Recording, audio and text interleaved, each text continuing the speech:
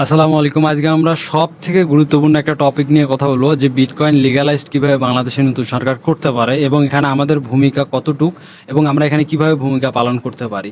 এটা একটা টোটাল কথা বলবো। যদি আপনি বিটকয়েন নিয়ে আপনি যদি একটু লেখালেখি করেন, গুগলে সার্চ করেন, খুব বেশি পাবেন না আপনি এখানে ডাটা। বাট আপনাদের জন্য আপনি দেখবেন যে অনেক পুরাতন ডাটা পেয়ে যাবেন। বাট এখানে কিন্তু বাংলাদেশ দেখুন ব্লক চেইন সম্পর্কে, আমি বিটকয়েনের কথা বলতেছি না, ব্লক চেইনের কথা বলতেছি।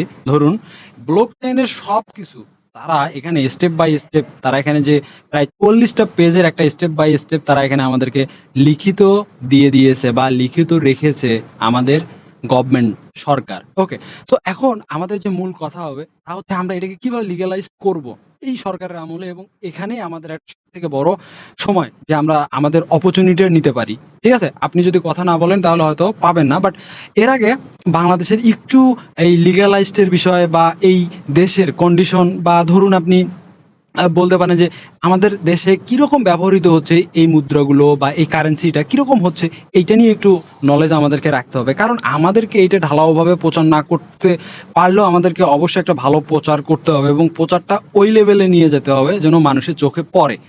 হ্যাঁ, যেমন আমরা অনেক ফ্রিল্যান্সারকে দেখি যে আপনি যদি ফ্রিল্যান্সিং লিখে একটু সার্চ দেন তাহলে দেখবেন যে আমি এত টাকা কামাই করেছি, এরকম এরকম, আমি ১ বছরে ৫ লাখ ১০ লাখ ২০ লাখ আয় করছি। কিন্তু আমরা যারা প্রকৃত রূপে যারা বিটিসিতে বা অ্যাজ এ ক্রিপ্টোতে যারা কাজ করে থাকি তারা কিন্তু কখনোই মুখ ফুটে বলতে পারি না। আজকে আপনিই বলতে পারেন আপনার ফ্যামিলিতে যে ভাই আমি এরকম আমি পাইছি বা এরকম করি, ভালো কিছু করতে পারি, এরকম বিষয়। ওকে, কেন আমরা বলতে পারি না? কারণটা কি?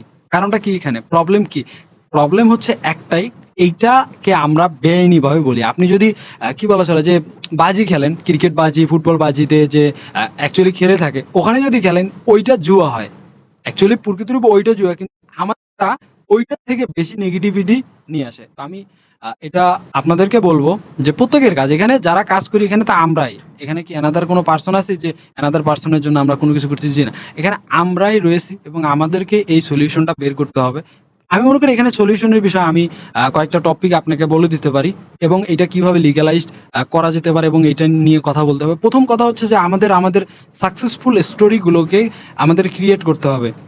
রিয়াল, যারা অনেক ভালো করছে জীবনে, অনেক মানুষের সাথে আমি বিগত ৩-৪ বছর অনেক মানুষের সাথে আমি কথা বলেছি যারা অনেক ভালো স্যাটিসফাই করছে লাইফে, অনেক ভালো কিছু করতে পেরেছে এই মার্কেটে নরমালি ভাবে। হ্যাঁ, তাদের ফ্যামিলি ব্যাকগ্রাউন্ড অনেক ভালো ছিল, করতে পেরেছে এমনটা না।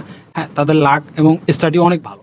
এরকম একটা স্টাডি বা স্টাডিগুলোকে আমরা আমাদের ফেসবুক বা টুইটার বা ইউটিউবের বা যেরকম যারা বড় বড় পার্সন আছে, ধরুন আপনি ইউটিউব ভাই বলুন বা ক্রিপ্টো ইউনিভার্সিটি বা গ্রিন ক্রিপ্টো সিগন্যাল, এরকম যারা বড় বড় আছে, তো তারা চাইলে এই জিনিসটাকে একটু হাইলাইট করতে পারে।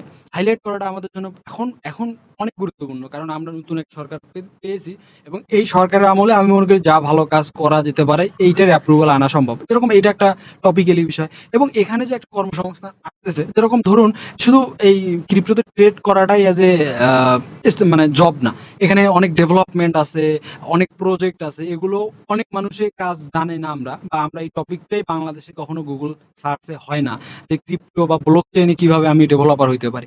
এটারও একটা ফ্রিল্যান্সিং পার্ট আনা যেতে পারে। অ্যাজ এ বাংলাদেশের মানুষ এইটাকেও আমি মনে করি খুব ভালোভাবে নিতে পারে, মানে নিতে পারে বলো, নতুন একটা অপরচুনিটি আমাদের জন্য একটা হইতে পারে। মানে পজিটিভ যে দিকগুলো এগুলো আমরা ব্যবহার করতে পারি। যেরকম সরকারের সবথেকে লাভ, এখানে লাভ আসতে পারে। আপনি যদি দেখুন যে ইউএস এর একটা পার্সেন্টেজ ওরা ট্যাক্স যেরকম দেয়, এবং এরকম একটা পার্সেন্টেজ কিন্তু ওরা ব্লকচেইন বা এই ক্রিপ্টো থেকেই পাচ্ছে।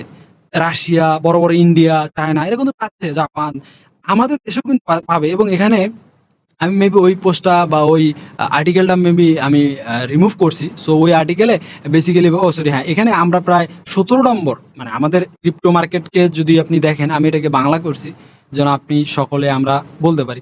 তো এখানে যদি আপনি একটু, আমি লিঙ্ক দিয়ে দেবো, আমি লিঙ্ক দিয়ে দেবো যে আপনি দেখতে পারেন যে আসলে আমরা এখানে একটা ভালো অংশ, বাংলাদেশে একটা বড় অংশ ক্রিপ্টোতে অ্যাড আছি। ধরুন ইনভেস্টমেন্টের না, কিন্তু এয়ারড্রপ থেকে শুরু করে স্পন্সরশিপ থেকে শুরু করে আমরা অনেক ভালো একটা পজিশনে আছি। এটাকে ওয়ার্ল্ড রেগুলেশন ভাবে ওরা ১৭ নম্বরতম আমাদেরকে রাখছে। দেখুন ক্রিপ্টো মার্কেট একটা ছোট্ট একটা দেশে এত পার্সেন্টেজ হিসাবে রেখে দিয়েছে, এটা তো চারটিখানি কথা না। ওকে, অবশ্যই কোনো না কোনো লজিক্যালি বিষয় তাদের ভেতর আছে, বা আমরা কাজ করি জন্যই আছে।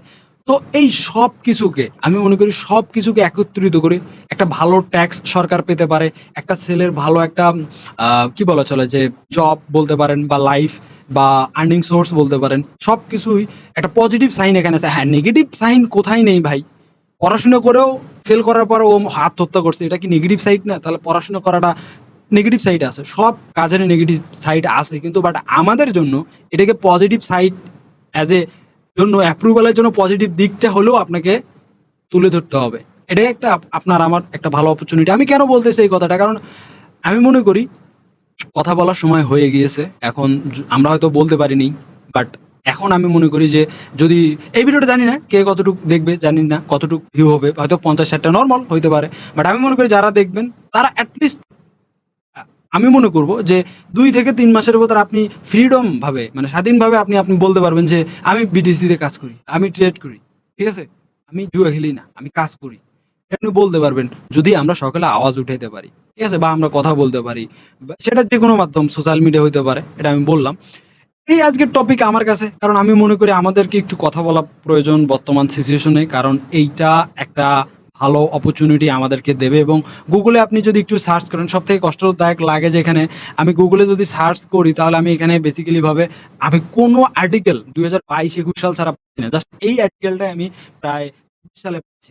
ওকে, এখানে মেবি তারা আমাদেরকে এই যে 17 নম্বর বাংলাদেশ র্যাঙ্ক গ্লোবাল ইন্ডেক্স 2023-এ আমরা 17 নম্বর নাম্বারে রয়েছে। তো 17 নম্বর নম্বর চারটিখানি কথা না।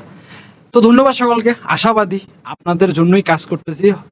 হয়তো আপনারা সাপোর্ট করবেন, ভুল ত্রুটি ক্ষমা করবেন। এতটুক আমার তরফ থেকে। অবশ্যই আপনার তরফ থেকেও কাজ করতে হবে। এটা কেউ একা করতে পারবে না।